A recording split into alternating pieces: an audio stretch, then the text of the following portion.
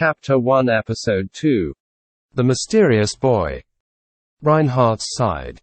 Please wait, the boy said as we reached the cliff. It didn't look like there was anything around us, so I thought we were waiting for more kills to be delivered. The boy stepped forward and placed a hand against the bare rock, crumbling part of it away with earth magic. Apparently, it was past there. Come in. So this was his home. Indeed, it wouldn't be easy for a monster or wild animal to break into that. The cave seemed very sturdy. On top of that, the boy used barrier magic over the entrance once he confirmed we were all inside. With that, it made a more than suitable place to rest. However, barrier magic was a difficult magic to obtain. Like me, Camille also took an interest in that and started talking to the boy as he worked. Is this barrier magic? That's an unusual magic to use. Is it for a camouflage effect? You can leave. Anytime. Don't worry. I see. Thanks for that. After he answered with a simple nod, he slipped past us with his small body and went further into the cave. It looks like we made him worry needlessly. So it seems, Lord Reinhardt. The kids leaving, you too. Yeah, we're right behind you. After Zeph called out to us, we went further into the cave to find a room with neatly leveled walls, decorated in furniture made from wood and stone. Magic stones were embedded into the wall as lights, making the interior fairly bright. It's a much better home than I was expecting. Injured person. Lie down. Here. Thanks. Hold on, Hughes, we're lying you down. Oh, okay. Potion. We'll get. Once Hughes was lying in the bed, we watched him walk down the corridor opposite the entrance. Phew, at least we can take a breather now. Yes. This is more than sufficient, certainly more than I expected. Hughes should be able to rest well here. We'll have to thank him. Quote. After lowering Hughes into the bed, Zeph was looking around the room sternly. Zeph had the most knowledge about hidden traps and stealth among the escorts, so he was the one in charge of scouting. If he was making such a grim expression, then... Zeph, is something the matter? Don't you find this room odd? Not that I think it's a trap, but there's only one set of furniture, despite the traces of someone living here for a long time. It wouldn't be strange for a campsite to be understocked. But upon closer inspection, the walls were covered with drawings of animals and a map of the forest, and there were musical instruments resting in a corner of the room. It was plain and unrefined, but it somehow felt like a child's bedroom. And like Zeph had said, there was only enough furniture for one person. That was indeed strange. Is that boy living here alone? Impossible. I was surprised by how the boy could use taming magic, barrier magic, and earth magic, but there's no way he could live in this forest alone. There surely has to be someone else living nearby. It's possible he's older than he looks, too. Though he didn't seem like an elf. As Camille and Jill discussed the possibilities, the boy in question appeared with his slime and a large number of bottles. Potions. Thank you, we will definitely repay you for this. No. I make them. Have lots. Those words made everyone look between the boy and the potion bottles, before Camille yelled in surprise first. You made these potions. The volume of his voice made the boy flinch, but he immediately nodded his head in assent. Camille was being a little dramatic, but the potion from earlier was in no way inferior to those sold in the shops in town. What a mysterious child indeed. Have water. While I was thinking, the boy brought over some stone mugs filled with water. Pieces of ice, most likely made from magic, floated in the water, chilling it to perfection. Thank you. Thanks. Much appreciated. Thanks again. Oh. What is it? Name is Ryoma. Come to think of it, we hadn't introduced ourselves yet. So your name is Ryoma. Apologies for the late introduction. My name is Reinhard Jamil, Duke of the Jamil domain. Thank you for lending your assistance in my subordinate's moment of crisis. Do. Please forgive my insolence. I tried to address the boy named Ryoma as gently as possible, but the moment he heard my introduction, his already stiff expression completely froze over and he bowed his head deeply. Although it was a little surprising how smoothly his words were suddenly coming out. No, please be at ease. You are savior, there's no need for you to adjust your speech. Judging by his reaction, he didn't know I was from a ducal house. I had him raise his head for now, but he looked too troubled to speak any further. I didn't think he had been rude at all. I'm Camille, a magician serving as Lord Reinhardt's escort. It's nice to meet you. Thank you so much for earlier, I was out of magic so I couldn't use my healing magic. If you hadn't appeared, who knows what might have happened to Hughes. Hughes is the injured one lying down. Also, you really don't need to worry about how you speak. Lord Reinhardt isn't the type to get angry over the slightest thing. Camille, who had also been watching him, spoke up too. He keeps people like us around, after all. I'm Zeph, the scout. Nice meeting you, kid. And this guy here is Jill. Sorry for pointing my sword at you earlier. No. Natural. To be cautious. I'm grateful you see things that way. I'm a noble too, but I didn't find your manners unpleasant at all. That's why, well, Lord Reinhardt is a very accepting person. You can just be yourself. Thank you very much. Zeph, and even Jill, who wasn't good with kids, spoke gently to avoid scaring the boy, who thought for a moment before replying. The tense look on his face eased slightly. His words were still stiff and awkward, but there was no need to point that out. We're the ones being offered medicine and a place to rest. We should be thanking you. No problem. But why? Was he asking how Hughes had gotten his injury? Or was he asking why we had come that far into the forest? Let's see. I'd better explain things in order. We were on our way back to my home in Gornago town, detouring around the forest on horseback, when we were attacked by bandits. Bandits hurt him. No, the bandits weren't powerful enough.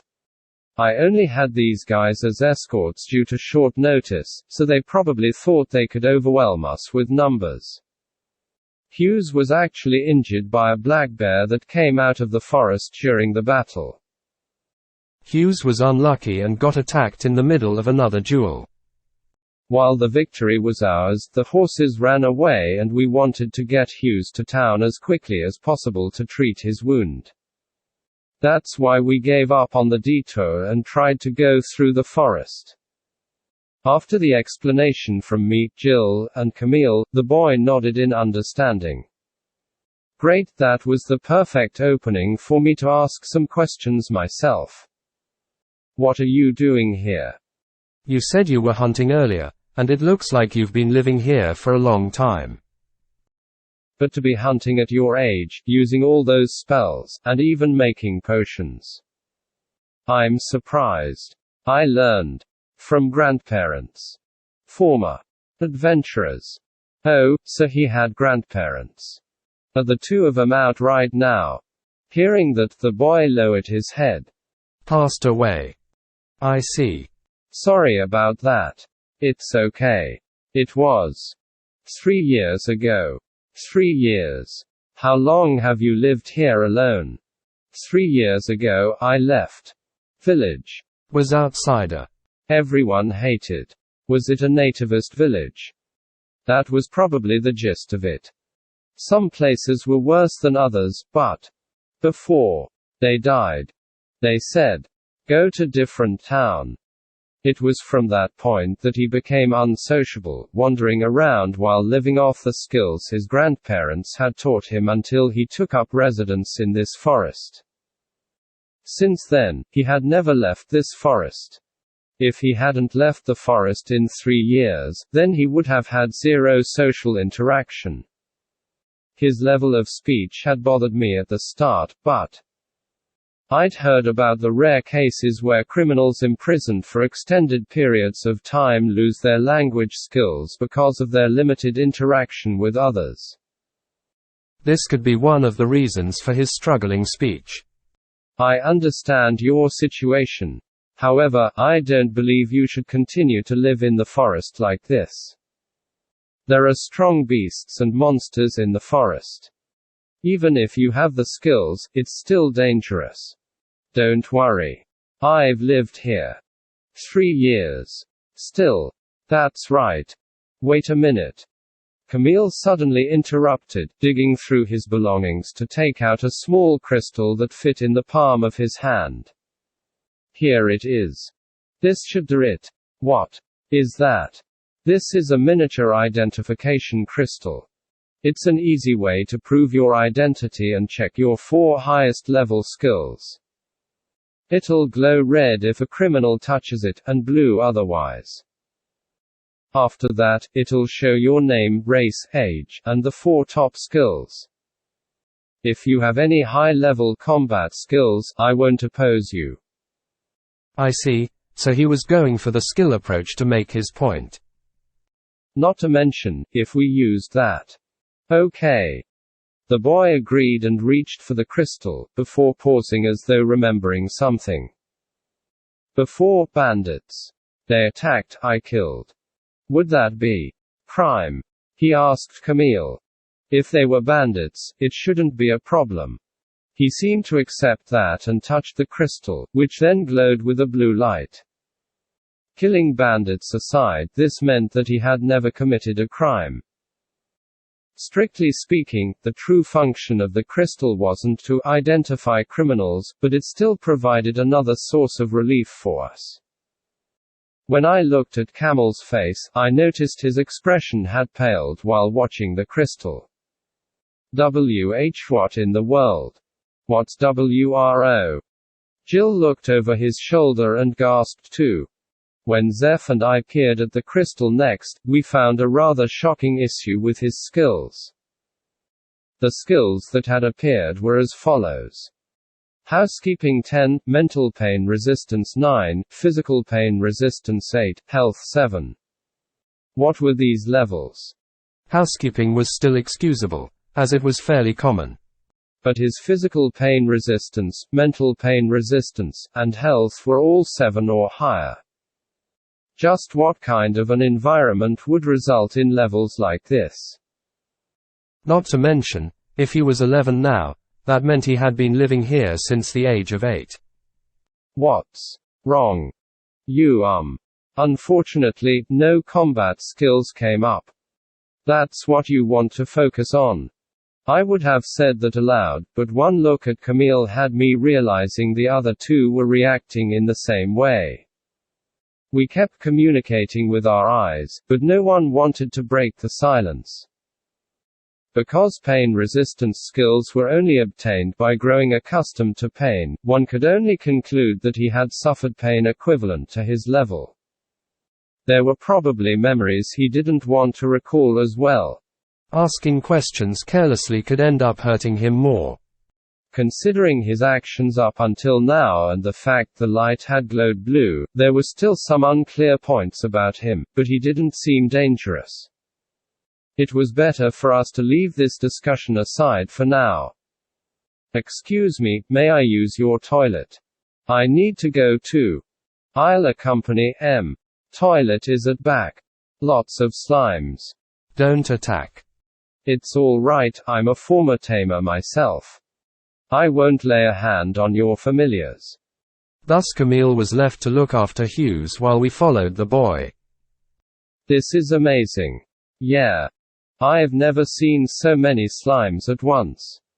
An immense number of slimes were freely wriggling about in the back room and connecting corridors. They parted to make way for us on Ryoma's command, but if they hadn't, we would have definitely stepped on a few. Ryoma, are all of these slimes your familiars? Yes. For research. What kind of research? Evolution. Of slimes. Now that he mentioned it, practically all of the slimes within view were more than just normal slimes. Sticky slimes, poison slimes, and what were probably acid slimes. There were also 2 other types of slimes I didn't recognize. They must be another kind of advanced species. Slimes were monsters that could be found anywhere. It wasn't unusual for advanced species to be found in random locations, but there hadn't been reports of such discoveries in this forest for years. Like Jill, this was my first time seeing so many advanced species at once as well. Doing research at your young age is impressive.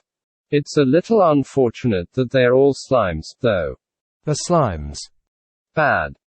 I personally believed that taming all these advanced species was a feat to be commended. However, the general public's perception of slimes was quite low.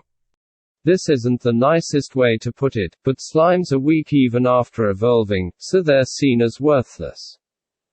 They're used by tamers and summoners as a safe way to learn the basics, but most tamers will discard their slimes and move on to the next familiar once they've learned the basics. Even when it comes to pets, other monsters like the horned rabbit are much more popular. Harsh world. Were those the thoughts of an 11-year-old? But that's just the opinion of the majority, not all tamers think that way. At the very least, those who underestimate poison slimes and acid slimes will pay for it. They even have more combat power than a horned rabbit. Slimes. Very useful. Help out a lot. I thought he would be disappointed to hear they were seen as lowly, but that wasn't the case. He didn't seem bothered at all. That in itself wasn't a bad thing, but children his age would normally be more active in seeking the approval of others. His background was unclear, but he didn't seem dangerous. If anything, he was a good kid who had helped us out in a pinch. However, he definitely wasn't a normal child. I couldn't leave this boy alone, for many reasons. That was what I strongly felt.